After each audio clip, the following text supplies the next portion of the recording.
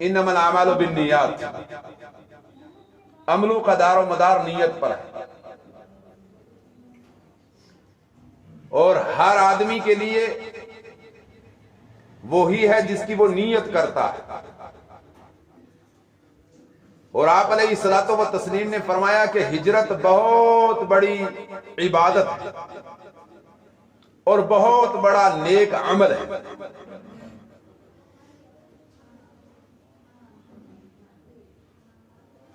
اور اس کے اندر بہت بڑا صبر آزما معاملہ ہے۔ ایک آدمی اپنی ایمان کی خاطر، اپنے دین کی خاطر، اپنا دین بچانے کی خاطر اپنے آبائی وطن کو چھوڑتا ہے، اپنے ہاتھ سے بنائے ہوئے مکان کو چھوڑتا ہے، اپنی محنت اور قد و کاوش سے پیدا شدہ مال کو چھوڑتا ہے، اور انتہائی اسرت و تنگی کے ساتھ، انتہائی پریشانی کے ساتھ وہ اس ملک سے نکلتا ہے اور دوسرے ملک کی طرف جاتا ہے۔ اگر سمجھنا آئے تو تھوڑا سین بتلاؤں گا، اب دیکھیں گے کیسا تھا۔ جلیل القدر صحابی حضرت اسلم، جلیل القدر صحابی،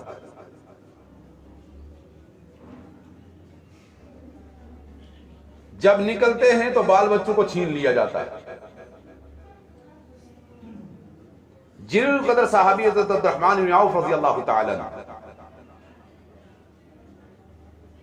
اور حضرت عبد الرحمن بن عوف رضی اللہ تعالی عنہ تاجر صحابی، عام آدمی نہیں، تاجر صحابی، اور تجارت کے اندر ید طولہ رکھتے، مہارت مکہ کے اندر، نام، مال، دولت، شہرت اپنے ایک مقام پر تھی۔ جب اعلی کلمت اللہ کے لیے کوشش کی اور اسلام قبول کیا، مکہ کی دھرتی تنگ ہونے لگی اور دین کی خاطر ہجرت کرنے لگے، تو مال و متاع جو چھوٹ سکتا تھا اس کو چھوڑ دیا۔ ہم اور آپ سب گھر والے ہیں، ناگہاں کسی مصیبت میں اگر گھر سے نکلیں، منتقل ہوں، وہ جھونپڑی والا، وہ ڈھاری والا، وہ چھوٹے مکان والا، وہ کچے مکان والا، وہاں 10 سال رہنے والا، ذرا آنکھ بند کر کے سوچے کہ پورے کا پورا سامان وہ منتقل کر سکتا ہے۔ ایک کمرے سے دوسرے کمرے میں آدمی شفٹ ہو، کرایہ دار ایک کرائے سے دوسرے کرائے پر جائے، تو بے شمار چیزیں اس کی بیچارے کی لیپس ہو جاتی ہیں اور چھوٹ جاتی ہیں اور وہ مہیا نہیں رہتی، اس کو اثر ہے نا، اس کا انتظام کرنا پڑتا ہے۔ بہت ہی کوئی کنجوس ہوا، کم از کم باتھ روم کی چپلیں رہ جائیں، اس کا انتظام اس کو دوسری جگہ جا کے کرنا ہے۔ لیکن آپ تصوراتی اعتبار سے سوچئے کہ جو شخص کسی مصیبت میں کسی جگہ کو چھوڑتا ہے، اس کا کتنا مال و متاع باقی رہ جاتا ہے۔ ایک تاجر پوری تجارت چھوڑی، اپنا ہاتھوں سے اپنا بھائی بنا ہوا گھر چھوڑا، اور مختصر سا سامان اونٹوں کے اوپر لادا، بیوی اور بچوں کو ساتھ لے لیا۔ آئیے چلتے ہیں، ادھر سے بیوی والے آئے، سسرال والے آئے، بیوی کو چھین لی، نہیں لے جا سکتے، ہماری لڑکی ہے، تمہاری مرضی ہے، تم جانا چاہتے ہو تو جاؤ، رکنا چاہتے ہو تو رکو، رکو گے تو ہماری لڑکی تمہارے ساتھ رہے گی، نہیں رکو گے تو بھائی جان ہماری لڑکی تو یہیں رہے گی، ہم تمہیں جانے کی اجازت نہیں دیتے۔ اس سے پہلے آپ اور ادھر ہٹ کے آئیے، پھر آپ کو ایک تصوراتی طور پر آئے گا۔ اللہ کے نبی جناب محمد صلی اللہ علیہ وسلم ہجرت فرماتے ہیں، سب یہاں ہی ہیں، چھوڑ جاتے ہیں، پھر پیچھے سے لوگ جاتے ہیں، زینب یہاں ہی ہے، اور جب قیدی جو ہے قید ہو کر جاتے ہیں تو نبی علیہ الصلوۃ والتسلیم کی بیٹی حضرت زینب رضی اللہ تعالی عنہا فدیہ کے اعتبار سے سامان بیچتی ہے، اور سامان میں حضرت خدیجہ الکبریٰ کا دیا ہوا ہار ہوتا ہے، آپ دے کر اشبہار ہو جاتے ہیں، ساتھیوں سے مشورہ کرتے ہیں اگر چاہیں تو ہم اس کو عمر بن عاص کو بھی چھوڑ دیتے ہیں، ہار بھی واپس کر دیتے ہیں، تو کہا ٹھیک ہے، راستے میں آتے ہوئے شہید ہو جاتی ہے۔ یہ معاملے ہوتے ہیں ہجرت والوں کے ساتھ، چھوڑنے والوں کے ساتھ، کہا چھین لیا، لڑکے والے ددھیال والے آئے تو لڑکے تو چھین لیا، ہاں تم جا سکتے ہو، پوتا ہمارا ہے، کوئی کہتا ہے بھتیجا ہمارا ہے، کوئی کہتا ہے بھائی نواسا ہمارا ہے، آپ نہیں لے جا سکتے ہو، چھین لیا۔ پھر سخت دلی کا نظام یہ ہوا کہ چلتے ہوئے اونٹوں پر سے اونٹیں چھین لی، معلومات چھین لیا، اور بعض ظالموں نے آگے بڑھ کر حیا والے آدمی کا، تقوی والے آدمی کا، اس پرہیزگار آدمی کا لباس اتار لیا۔ جا سکتے ہو لباس؟ اللہ کی مخلوق میں سب سے زیادہ اگر کوئی متقی ہوتا تو انبیاء ہوتا، سب سے زیادہ حیا ہوتا تو انبیاء علیہ الصلوۃ والتسلیم کے پاس ہوتا، اور انبیاء کے بعد اگر سب سے زیادہ تقیہ اور سب سے زیادہ بہتر اور متقی اگر کوئی شخص ہوتا ہے تو وہ انبیاء کے صحابہ اکرام اجمعین ہوتے۔ اسی لیے ان کے لیے رضی اللہ عنہ ورضوا عنہ کا لفظ اللہ نے فرمایا، اولئک حزب اللہ کہا ہے، وہی مرتبہ منزلت والے لوگ ہیں۔ جینا ہے کل کا راجا، بڑا تاجر، نام بہت بڑا، لباس سے محروم، راستے سے نکل رہا ہے، ساتھیوں طرح اشارہ کیا، کہا ہمارے پاس تو کچھ نہیں ہے، ریگستان میں موجود ہیں، کوئی چیز موجود نہیں، ہاں یہ ازرس گھاس کاٹنے کے لیے اور اس کو جس چیز کے اندر باندھنے کے لیے ہمارے پاس یہ موٹے کپڑے، پلے، بوری یہ موجود ہے، اس کے علاوہ ہمارے پاس کچھ موجود نہیں، ہم نے جو پہن رکھا ہے یہ ہمارے پاس بھی ٹوٹا پھوٹا ہے۔ کہا کوئی بات نہیں، آپ یہ بوریا ہی مجھے دے دیجیے۔ وہ بہترین لباس، نفیس لباس، خوبصورت لباس پہننے والا آدمی بوریا باندھتا ہے، وہ اونٹ پر سے نیچے پاؤں نہ رکھنے والا آدمی، اور اونٹ بھی عربی سرخ استعمال کرنے والا آدمی ریگستان کے اندر اب سفر کر رہا ہے، پاؤں ابلے ہیں، ریگستانی سفر ہے، پاؤں پہ چھالے بڑھ گئے ہیں، وہ جو کئی دنوں کا سفر تھا وہ مہینوں میں تصور کر کے آپ نکلی ہے، وہ پورا پاس کرتے ہیں، اور جب مدینہ المنورہ میں اللہ کے نبی جناب محمد رسول اللہ صلی اللہ علیہ وسلم کے پاس پہنچتے ہیں، اور آپ علیہ الصلوۃ والتسلیم کے پاس جا کر کھڑے ہوتے ہیں، آپ نگاہ اٹھاتے ہیں۔ اب تصور میں آ جائیے کہ ایک آدمی عرب کے ریگستان میں ننگے پاؤں کے ساتھ، لمبا چوڑا سفر، ٹاٹ جسم کے اوپر پہنا ہوا ہے، کھانے کے لیے چیزیں پوری طریقے سے میسر موجود نہیں ہے، جب پہنچے گا تو اس کی شکل و صورت اور اس کی شبہات اس وقت کیا ہوگا؟ آپ نے نگاہ اٹھائی، غور سے دیکھا، کہا عبد الرحمن؟ کہا لبیک و سعدیک یا رسول اللہ صلی اللہ علیہ وسلم، حاضر ہوں اللہ کے نبی صلی اللہ علیہ وسلم، آپ کے لیے سب چیزیں اللہ کے نبی صلی اللہ علیہ وسلم۔ کہا کیسے آئے؟ کہا کہ سب کچھ لٹا گیا، مکہ کی تجارت گئی، اونٹ گئے، اولاد گئی، بیوی گئی، کوئی چیز باقی نہیں ہے۔ آپ علیہ الصلوۃ والتسلیم مسکرائے، ہائے ہائے، نبی علیہ السلام کی تھپکیاں بڑی اچھی ہوتی تھی، ڈھارسیں بڑی اچھی ہوتی تھی، الفاظ بڑے بہتر ہوتے تھے، دنیا کی کوئی طاقت کسی کو کوئی چیز نہ دی۔ اس کو جاتے ہوئے الفاظ کہہ رہے یہ بہت اچھے ہوتے ہیں۔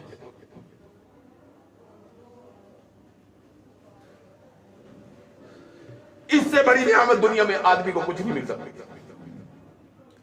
دارس مند آئی، بات کہی، کہا عبد الرحمن ایمان بچا کے لے آئے ہو؟ ایمان سے بہتر کوئی چیز نہیں۔ تیرا اگر ایمان بچ گیا ہے، افلخت افلخت یا عبد الرحمن، الفاظ کہے، کامیاب ہو گیا، بامراد ہو گیا، بہتر ہو گیا، اعلیٰ ہو گیا، عرفہ ہو گیا عبد الرحمن۔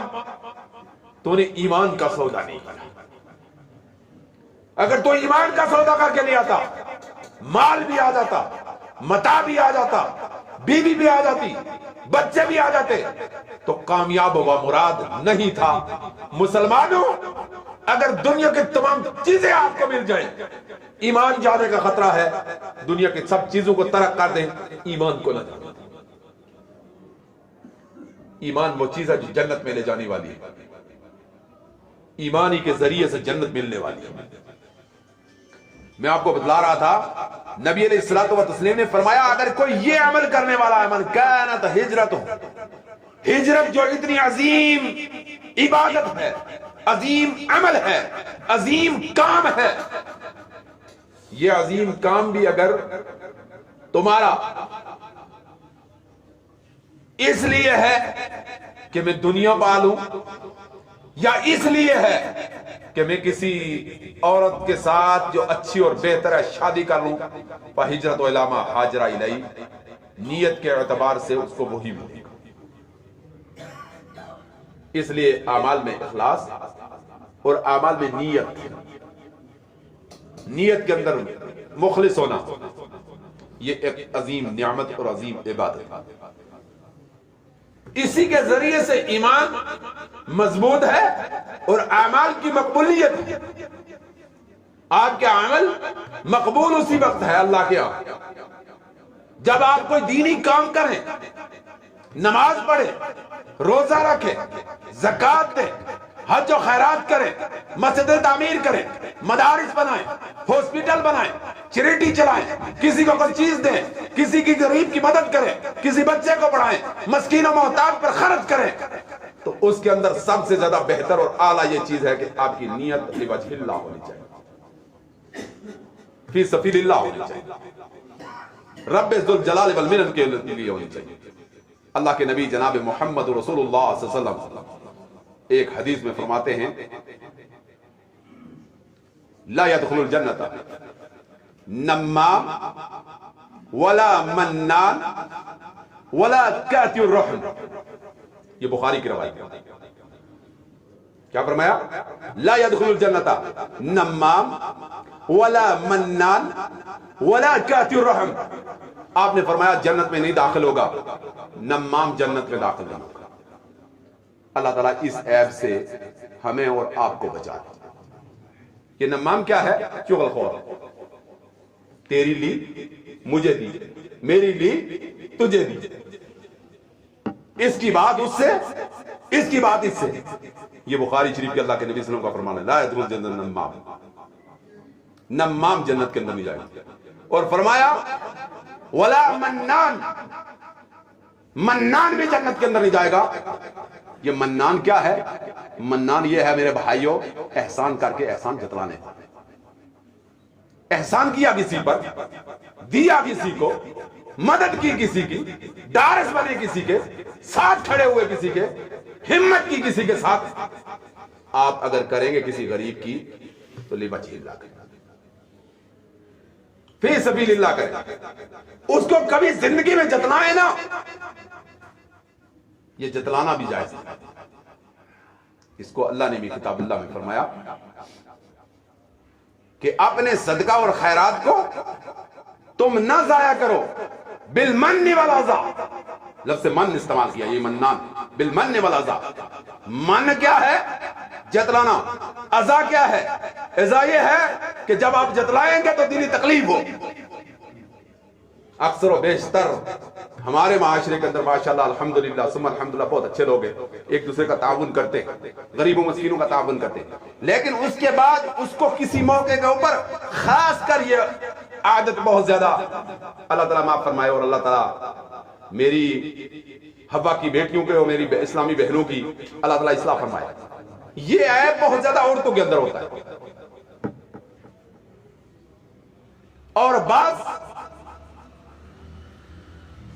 ذہن اور جو ہے مردوں کے اندر بھی ہوتا ہے مرد لیکن عورت مزاج کے، بے شمار مرد ہوتے ہیں لیکن وہ مرد ذہنیت کے اعتبار اور مزاج کے اعتبار سے نسواں کے ساتھ نسبت رکھتے ہیں. مرد کی طاقت ہونی چاہیے، مرد کے اندر صبر کا مادہ ہونا چاہیے اور برداشت کا ایک ایسا ڈھانچہ ہونا چاہیے جس کی بنیاد پر کبھی بھی وہ لرزہ تاری اس کے قدموں کے اندر پیدا ہو. زمانے کے اندر وہ آدمی چاہے جس مرضی مرد کے ساتھ مشابہت رکھتا ہو، اگر ارادہ اس کا مرد کا نہیں ہے تو وہ مرد نہیں ہو سکتا. من اور رضا نہیں ہونا کہ انسان دوسرے کو تکلیف پہنچائے، پہلے کرے پھر اس کو تکلیف دے، اور یہ وہ تکلیف ہو اس کو کہ اس اعضاء کے اعتبار سے انسان کا ضائع چلا جاتا ہے. تو میں کہتا تھا اخلاص دین کے اندر، اس کی ایک مثال میں نے آپ کو دی تھی، کتنا بڑا وہ بخاری شریف کی روایت جس کی میں نے ایک حصہ آپ کے سامنے ایک آدمی کے متعلق ذکر کیا تھا پچھلے جمعے کہ 3 آدمی بنی اسرائیل کے زمانے میں نبی علیہ السلام فرماتے ہیں بارشوں کے سیزن میں ایک جگہ کا سفر کر رہے ہیں، تیز بارش سے بچنے کے لیے وہ ایک چٹان کے اندر، غار کے اندر داخل ہوتے ہیں اور اوپر سے اللہ آزمائش کرتا ہے، چٹان گر جاتی ہے، لڑکتی ہے اور جس راستے سے داخل ہوتے ہیں وہ بند ہو جاتا ہے، دروازہ بند ہو گیا. جب پریشان ہوئے تو ایک بات کہتے ہیں کہ ہمیں اس عذاب سے اس وقت کوئی دنیا کی طاقت بچا نہیں سکتی مگر ہم اپنے اخلاص والے عمل کے ذریعے سے اللہ سے دعا کریں. بیمار ہے کوئی، بیماریوں سے شفا چاہیے، اپنا نیک و اخلاص والا عمل جو آپ کی نظر میں نے کیا، لوجہ اللہ کیا، فی سبیل اللہ کیا، اللہ کے ہاں پیش کر کے آپ دعا کیجیے، اللہ آپ کو شفا عطا فرمائے. اب مقدمات میں پھنسے ہوئے ہیں، پریشان حال ہیں، اللہ کے سامنے آپ نے وہ عمل جو آپ نے اخلاص نیت کے ساتھ کیا ہے، آپ کا معاملہ اور آپ کے رب کا ہے، صرف آپ جانتے ہیں، آپ کا رب جانتا ہے، اس کو رب کے ہاں پیش کیجیے. جس پریشانی میں آپ اللہ سے کہیے اللہ تو علیم بذات صدور ہے، سینے کی دھڑکن کی باتوں کو تجھے علم ہے، میرا سینہ دھڑکتا ہے، اس کے اندر بات کیا پیدا ہوئی، اللہ تو جاننے والا ہے، تیرے لیے میں نے اخلاص کے اعتبار سے فلاں عمل کیا تھا، اگر اس مصیبت سے اس عمل کے ذریعے سے مجھے نجات دے دے تو تیرا کچھ بگڑنے والا نہیں اور میرا معاملہ بننے والا ہے. اس کی یہاں کیا کمی ہے؟ پوری دنیا اس کی خمسرائی کرے، رائی کے دانے کے برابر اس کی قدرت میں کوئی اضافہ نہیں. ساری دنیا کفر پر چلی جائے، رائی کے دانے کے برابر اللہ کی قدرت اور اس کی شان میں کوئی کمی نہیں. اس کی شان جیسی ہے ویسی رہے گی اور جیسا وہ اس کے یلیق ہے ویسا وہ ہے، اس میں کوئی تبدیلی ہونے والے نہیں. یہ تو انسان کے فائدے کے لیے تمام تر چیزیں. لالا تھا میں آپ کو، ان میں ایک آدمی ہائے اس کا عمل کیا تھا، کتنا اچھا عمل. وہ چٹان میں جو نیچے تھا نا، پہلے نے عمل پیش کیا، اللہ میں نے یہ کیا تھا مزدوری. دوسرے نے عمل پیش کیا، اللہ تو جانتا ہے. تو علیم بذات الصدور کہ میرے ماں باپ بہت بوڑھے تھے، بوڑھے ماں باپ۔ آج کتنے ہم میں ساتھی ہوں گے اللہ تعالیٰ کے فضل سے اللہ کے گھر میں ہمارے سامنے بیٹھے ہوئے جن کے ماں باپ ابھی ان کی چھتر چھائے ہوں گے، اللہ تعالیٰ دیر پا اس کو آپ کے اوپر سایہ رکھے۔ اور جتنے میرے جیسے ہوں گے ہم یہ سمجھتے ہیں کہ یہ اللہ کی طرف سے ہے، کوئی بدقسمتی کا معاملہ ہے کہ ہماری زندگی کے اندر وہ وفات پا گئے ہیں، تو ہم دعا کرتے ہیں کہ اللہ تعالیٰ ان کو کروٹ کروٹ جنت الفردوس میں اعلیٰ مقام عطا فرمائے۔ جن کے موجود ہیں وہ اپنے لیے رحمت اور جنت کا سبب سمجھے، اور جن کے چلے گئے ہیں ان کے لیے مناسب ہے کہ وہ نماز پڑھیں اور نماز میں کہیں ربی رحمہما کما ربیانی صغیرا۔ کیا دعا کرنی ہے؟ ربی رحمہما، اے اللہ ان دونوں پر، اور آپ سب پڑھیں گے، جن کے زندہ ہیں ان کے بھی پڑھیں گے، لیکن آپ کو اور میری دعا ہونی چاہیے ربی رحمہما کما ربیانی صغیرا، اے اللہ ان دونوں پر رحم فرما جس طریقے سے وہ جب ہم کوئی چیز نہیں تھے، کیا گریں گے، کہاں پڑیں گے، کہاں جائیں گے، کون سی چیز ہمارے لیے